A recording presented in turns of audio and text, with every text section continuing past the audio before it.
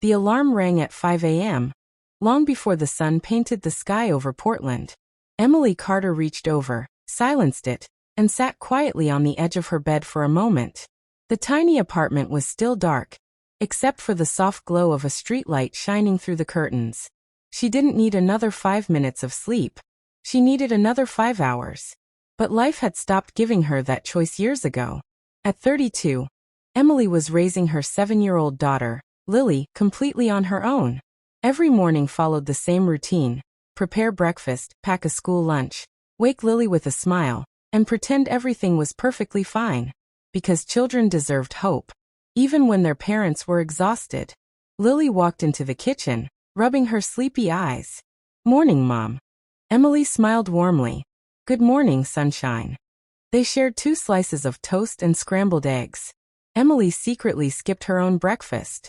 She quietly told Lily she wasn't hungry. The truth was simpler. There wasn't enough food left for both of them. Lily never noticed. Emily made sure of that. By 7:30, Emily dropped Lily at school before catching a crowded city bus to her first job. She worked as a receptionist at a small medical clinic. The pay wasn't great. The hours were long. Still, she greeted every patient with kindness. Many people thought she was naturally cheerful.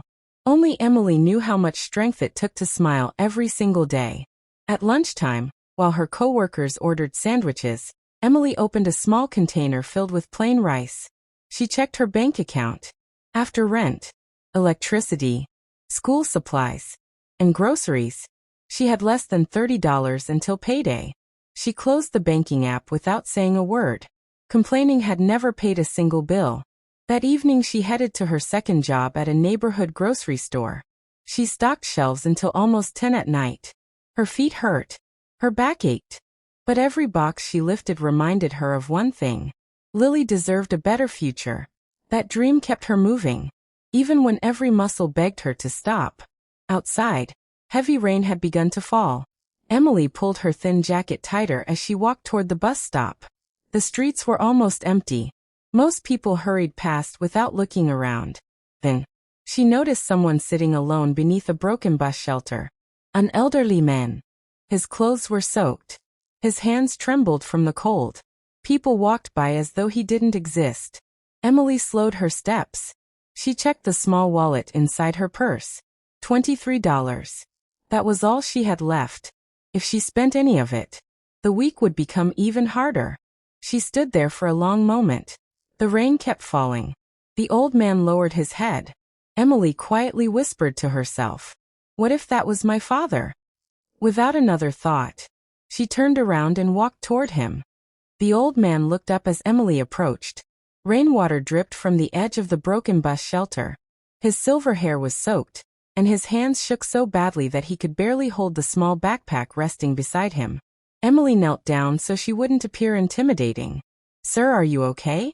For a few seconds, he didn't answer. Then in a quiet voice he said, "I've had better days."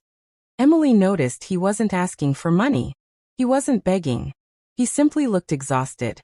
She opened her purse one more time. $23. That money was supposed to last until payday. She looked across the street and saw a small diner that was still open. Without thinking any longer, she walked inside. A few minutes later, she returned carrying a hot bowl of chicken soup, a sandwich, and a bottle of water. The smell of warm food filled the cold evening air. The old man's eyes widened. "You didn't have to do this," he whispered. Emily smiled.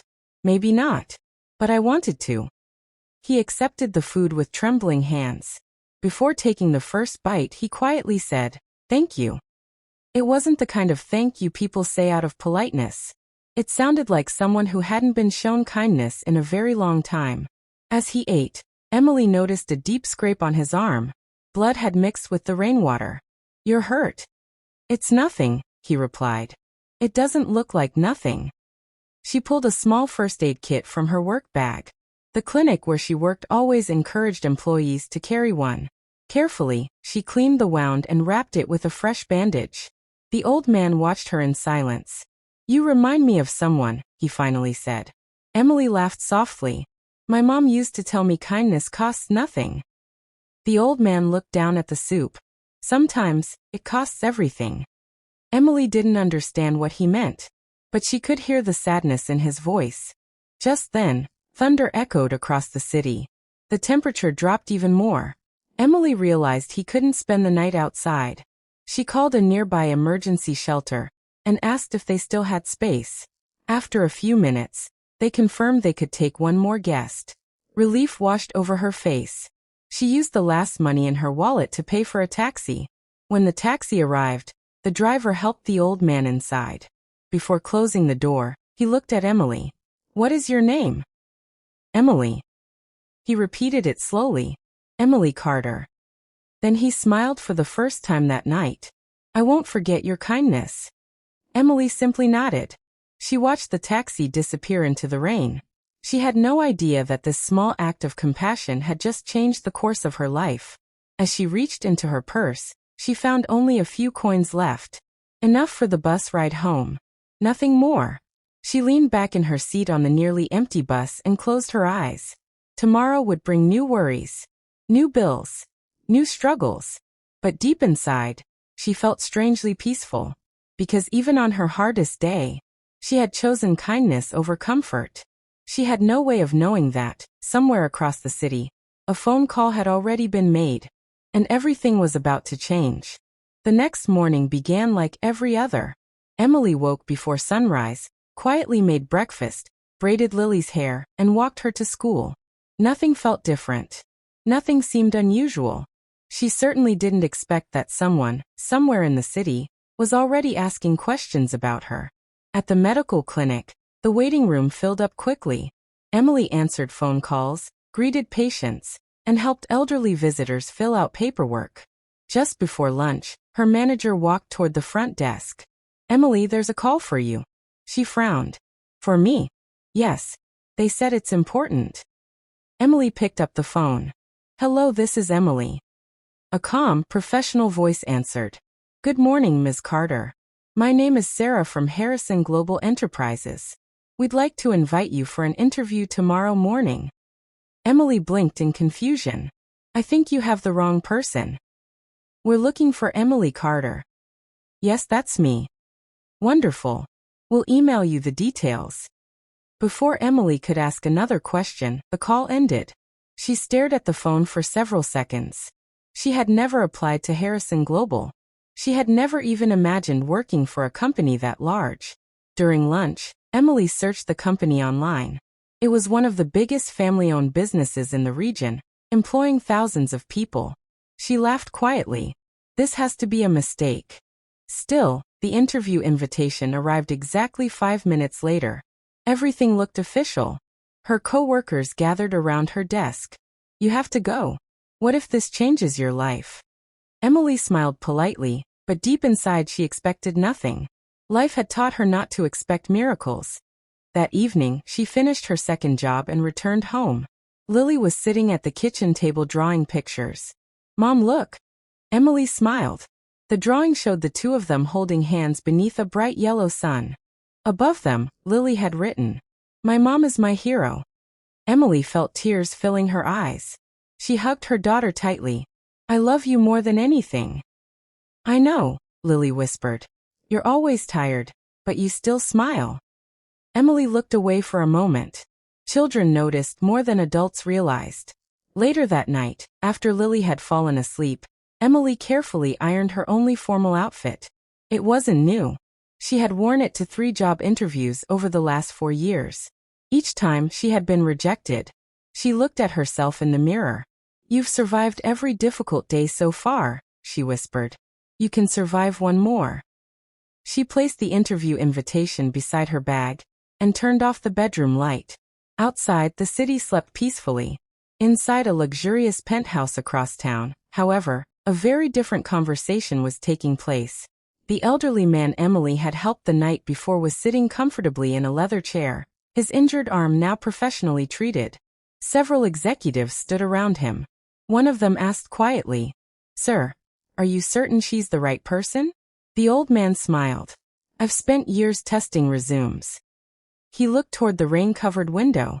"Yesterday, I finally found someone whose character is worth more than any resume." On the table lay a single folder. Across the front, one name was written in bold letters. Emily barely slept that night. Every time she closed her eyes, the same question echoed in her mind. Why would a company like Harrison Global invite someone like me? Before dawn, she quietly got out of bed, careful not to wake Lily. She prepared breakfast, packed Lily's lunch, and left a small handwritten note inside her daughter's lunchbox. No matter what happens today, never stop believing in yourself. I love you, Mom. She kissed Lily on the forehead before taking her to school.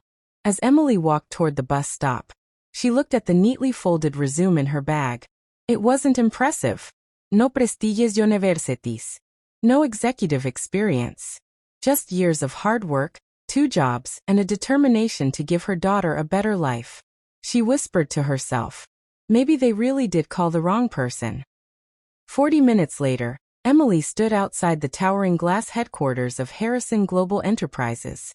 Employees in business suits hurried through the revolving doors. Luxury cars lined the entrance. For a moment, Emily considered turning around. She felt completely out of place. But then she remembered Lily's drawing from the night before. My mom is my hero. Heroes didn't run away. Taking a deep breath, she stepped inside. The elegant lobby was unlike anything she had ever seen. A receptionist smiled warmly. Good morning. You must be Ms. Emily Carter. Emily nodded nervously. Yes. We've been expecting you. Those words surprised her. We've been expecting you. Not who are you? Now do you have an appointment?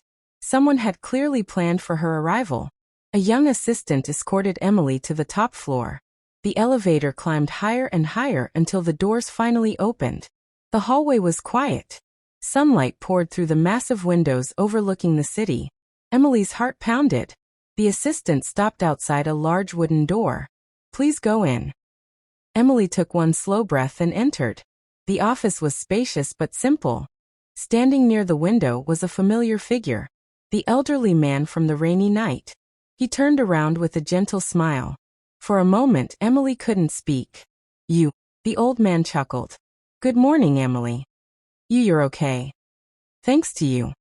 Emily looked around the office, confused. I don't understand. The man walked toward her.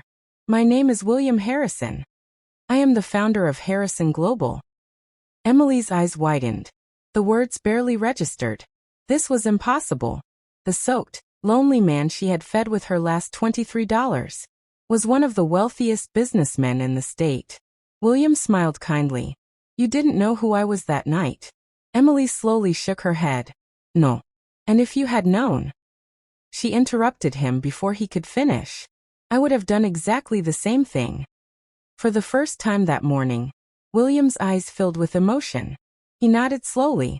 That is exactly the answer I hoped to hear. He invited Emily to sit down. Then he placed her resume on the desk. I've read every word of this. Emily looked embarrassed. I'm sorry. It isn't very impressive. William smiled. Your resume told me what jobs you've had. He gently closed the folder. But your actions in the rain told me who you are. Emily felt tears forming in her eyes. She had spent years believing that no one noticed her sacrifices. Yet somehow, one simple act of kindness had reached the person who valued it the most. William leaned forward. Emily, I'd like to offer you something. She held her breath. What he was about to say would change not only her future, but Lily's as well. Emily stared at William Harrison, hardly believing she was sitting across from the man she had helped on that rainy night. The room fell silent. Finally, William smiled and slid a folder across the desk. I'd like to offer you a position at Harrison Global. Emily looked down at the folder but didn't open it. There must be someone more qualified. William gently shook his head. I have thousands of employees with impressive resumes. He paused. But very few have the kind of character you showed when no one was watching. Emily felt her eyes fill with tears. She had spent years believing that hard work and kindness went unnoticed. Now for the first time, someone was rewarding her not for her experience, but for her heart. William continued. This isn't charity. It's an opportunity. We can teach skills. We can't teach compassion. Emily finally opened the folder. Inside was an offer for a full-time position in the company's community outreach department. The salary was more than she earned from both of her jobs combined. It included health insurance, paid vacation, and education benefits for employees' children. Emily covered her mouth with her hand. She couldn't speak. The first thought in her mind wasn't about herself. It was about Lily. For the first time in years, she imagined a future where her daughter wouldn't have to worry about unpaid bills or miss school trips. William stood and walked toward the large window overlooking the city. "When I was young," he said softly, "my mother raised me alone. We were poor, and strangers helped us survive." He looked back at Emily. "I built this company because of people who chose kindness. Last week, I decided to walk through the city without security or expensive clothes. I wanted to see how people treated someone who appeared to have nothing." Emily listened quietly. Most people ignored me. Some looked away. A few even laughed. He smiled gently. But one single mother spent her last few dollars on a stranger. He looked directly into Emily's eyes. "I'll never forget that." Emily signed the offer letter with trembling hands. As she stood to leave, William handed her a small envelope. "Please don't open this until you get home." She thanked him and walked out of the building, still feeling as though she were dreaming. Outside, the city looked exactly the same. The traffic moved. People hurried to work. The rain clouds had disappeared. But Emily's life had quietly begun a new chapter. That evening, Lily ran to the door the moment Emily came home. "Mom, how did the interview go?" Emily knelt and hugged her tightly. "It went better than I ever imagined." They laughed together for the first time in months. Later that night, after Lily had fallen asleep, Emily remembered the envelope. She opened it carefully. Inside was a handwritten letter. It read, "Dear Emily, you reminded me that true wealth is measured by kindness, not money. This job is only the beginning. Never stop being the person you were on that rainy night. The world needs more people like you. William Harrison." A second sheet slipped from the envelope. Emily picked it up and froze. It wasn't a letter. It was something even more unexpected. Something that would change Lily's future forever. Emily's hands trembled as she unfolded the second document. It was an official letter from the Harrison Family Foundation. She read the first sentence twice before it finally sank in. This letter confirms a full educational scholarship for Lily Carter, covering her education through college, along with books, school supplies, and enrichment programs. Tears rolled down Emily's cheeks. For years, she had worried about how she would pay for Lily's future. Now for the first time, that fear was gone. She looked toward Lily's bedroom. Her daughter was asleep, hugging the same stuffed bear she had owned since she was 3 years old. Emily whispered softly, "You can dream as big as you want now." The next morning, Emily shared the news with Lily over breakfast. Lily stared at the letter with wide eyes. "Does this mean I can become a veterinarian one day?" Emily smiled through happy tears. "Yes, sweetheart. If that's your dream, we'll do everything we can to help you reach it." Lily wrapped her arms around her mother. "I always knew you were my hero." Emily hugged her tightly. "No, Lily. We got here because kindness has a way of finding its way back." Over the following months, Emily settled into her new role at Harrison Global. She didn't forget where she came from. Instead of changing who she was, she used her position to help others. She launched programs that provided emergency assistance to struggling single parents, school supplies for children, and job training for people trying to rebuild their lives. William Harrison often watched from a distance. One afternoon he smiled and said, "I made the right decision." Emily replied, "You didn't change my life alone. You simply gave me the chance to change someone else's."